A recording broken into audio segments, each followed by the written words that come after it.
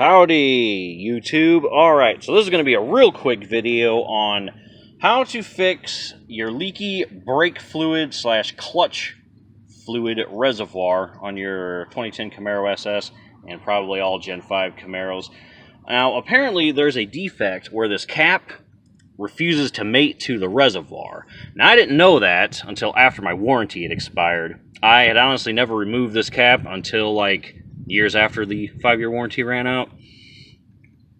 Otherwise, I would have discovered the problem immediately. But when you take this thing off, it won't fit back on. And their solution is like replace the cap or get some modified something. So here's what I did.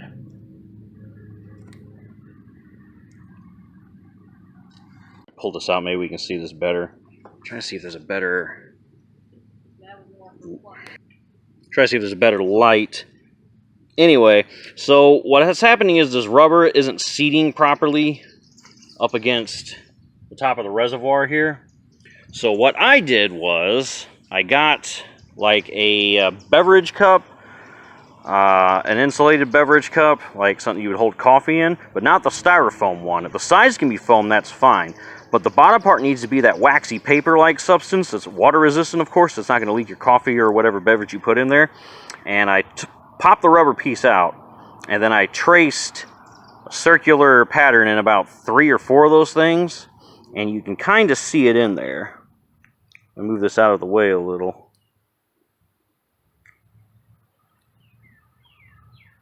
See, back behind this thing, I have a few disc-shaped, round-shaped pieces of the bottom of a cup, enough to create a little more pressure and space pushing on this rubber seal. So now when you put the cap back on, it locks firmly into place and it's not all wiggly. See, I can't actually move this cap now, but if on yours, when it's tight, you can wiggle it up and down, it's getting air in there and all kinds of other contaminants. So that is how you fix that on the cheap. Go to work or wherever, find some disposable beverage cups that they put coffee in that have the little paper part on the bottom with the like thin layer of plastic or wax or whatever they coat it with. Boom, put it in there and then you're fixed. So that's the quick video on this, and I'm going to break this up into 2 videos because these are 2 separate issues, and then the next video is going to be, we're going to bleed the brakes on this thing and the clutch fluid.